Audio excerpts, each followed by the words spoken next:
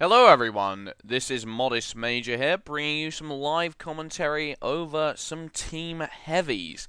Now, I did not want to do a Team Heavies gameplay. I'm going to be straight up with you guys. I could not be bothered to go for a, Team Heavies pub stomping gameplay commentary because, honestly, vehicular-based gameplays I find A, the most boring things to go for in the world, and B, the most boring things to watch in the world. But I did want to cover the new playlist. I like to keep on top of things in Halo and show you guys what's going on in the matchmaking, so you can decide for yourself whether you think the playlist is worth jumping on or not. Unfortunately for me, the last couple of weeks, the playlists haven't really matched my tastes, I suppose.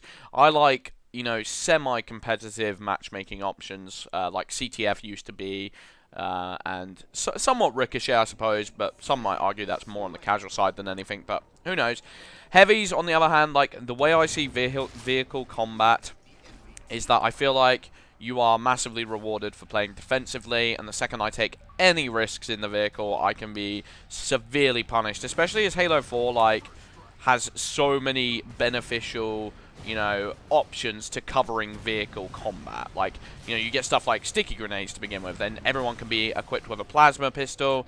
It's very easy to get strong vehicles that can counteract your vehicles, especially in Team Heavies. Team Heavies is all about, like, when you spawn, you have access to a potential Mantis, a Wraith, a Rocket Warthog, Ghosts. You pretty much get everything on your side. I'm gonna die now. Yeah, I thought I was. I thought I might survive that somehow. Wraiths, personally, are my favorite vehicle to use because I think Wraiths, they have slightly more of a skill curve than I find in most vehicles, to be honest, because the way in which you have to aim the trajectory of the actual weapon means that you can be a little bit more skillful and pull off some more interesting shots. I think Gauss Warthog is kind of like that, especially since they nerfed it and it's a little harder to use. I'm going to try and get that guy's sniper if I can. Hopefully that nade hits him. It hit him, but it didn't kill him. That's depressing. He's using the regen. As you guys know, I used to use the regen on a regular basis. I thought he was still weak. No! So yeah, as you guys know, I used to use regen, but I stopped using regen in place of thruster pack. Now, this is not a very good loadout for heavies. I didn't really have the time because I don't really play heavies. I haven't really selected a loadout, but I would use something on the lines of plasma pistol. Maybe even if I was feeling a little bit cheeky, sticky grenades, because on BTB you almost kind of need them, like, especially when you're getting like spawn camped by a full team and they've got Gauss Warthogs and disgusting stuff like that. Sometimes I'd use them in my back pocket. I wouldn't use them to kill anyone. I just use them against vehicles, but honestly, this is my, like, try-hard Ricochet loadout where I go for gameplays on with thruster pack, ammo, so I get more ammo out of my power weapons. But on this game type, it might not help so much. I'm going to pick up the Spartan Laser. A lot of people are using this playlist as an excuse to get their Spartan Laser commendation. The same with Husky Raid on Action Sack. I think a lot of the playlists recently have been trying to, encourage people to play by making them finish their commendations, because it's weird, even though the commendations only give you experience in this game, and most people have hit 130 or are close to hitting 130, people still take the commendations fairly seriously. They want to get a lot of them. I would probably be the same if I was on my Modest Major account. People just like the feeling of grinding out for something, of, going for a higher achievement. Obviously, this is one of my biggest frustrations with Halo 4, is the black screens. The black screens! They're so frustrating, and recently they feel like they've been getting worse. I don't know if that's just because I've experienced more of them over time and they're starting to grind on me more, but either way, like, it's just not fun. It takes you out of the game. It can ruin the momentum that you had pre-game. And usually, like, what happens when a black screen comes up is that people get so depressed about the black screen that they want to quit after the black screen. So then you get another black screen, and then another, and it becomes this chain reaction of horrible black screens that slows down the game, and dedicated servers have to put a stop to it. It just feels like a necessity at this point, honestly. But, on foot in heavies, you have got to play very carefully, because who knows what people have. Not only do you have the crazy vehicle spawns, you also have big weapon spawns to counteract that. You get 2 swords on the map, a rocket launcher, a sniper rifle, Spartan Laser. Spartan Laser isn't a very good example because they're terrible, but it's definitely something to be on the eye for. Now, this is a controversial subject, me getting in this vehicle right now. A lot of people tend to not get in a vehicle that's even remotely damaged. You know what I mean? Like, if they see it smoking, they completely avoid it. I personally disagree, especially in the case of a Mantis. If there's a Mantis and it's pretty semi-damaged, there's a good chance you're going to get one kill out of it, and you're going to get a positive ratio. And I know people, you know, people's ratios are their biggest concern when they play matchmaking, but as long as you just, like, get a kill before you die, which is very, very extremely viable when you're in a vehicle, you know, in a Mantis, like, you get 6 rockets, there's a very good chance that you might be able to fire off 6 rockets and get 1, maybe even 2, maybe even 3 kills, even when you're weak. And with the Mantis, because the shield charges, the shield is actually extremely powerful, and if you can get to safety and let that shield recharge, you're in a pretty good standing. Gauss Warthogs are probably some of my least favorite things in the entire world. I seem to get absolutely decimated, even post-patch. The fact that I can look back and know that it actually used to be a lot easier to use than that, the auto-aim used to be way more insane pre-weapon tuning, absolutely boggles my mind, if I'm honest. I think it's pretty darn easy to use. It's very easy to get out of combat. Yes, vehicles are easier to destroy, and I think in BTB it's less of a worry.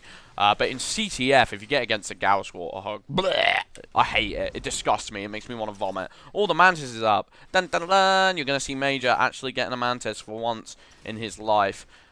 Speaking of Mantises, what's quite amusing is that my first gameplay ever on Halo 4 was actually going to be a Mantis gameplay. Because I loved Mantises when I first started playing the game. I thought they were hysterical. But I just think their overall balance in matchmaking is slightly frustrating. And like I said, vehicles in Halo, if Halo vehicles have one problem, and it is especially highlighted in Halo 4, is that playing defensively is too much rewarded. And a lot of the times they don't have the skillful movement options to get you out of those situations. I think there are a couple of vehicles that do that to some extent. I think Banshees, you know, there is a certain skill curve to using the movement, to weaving in and out of battle. Although I have seen players get ridiculous spawn traps. I'm sure you guys are familiar with the Naked Eli gameplays where he got 100 kill plus and stuff like that. But, you know, the same I say with Wraith. I think Wraiths are very vulnerable. It's quite hard for them to get out of situations.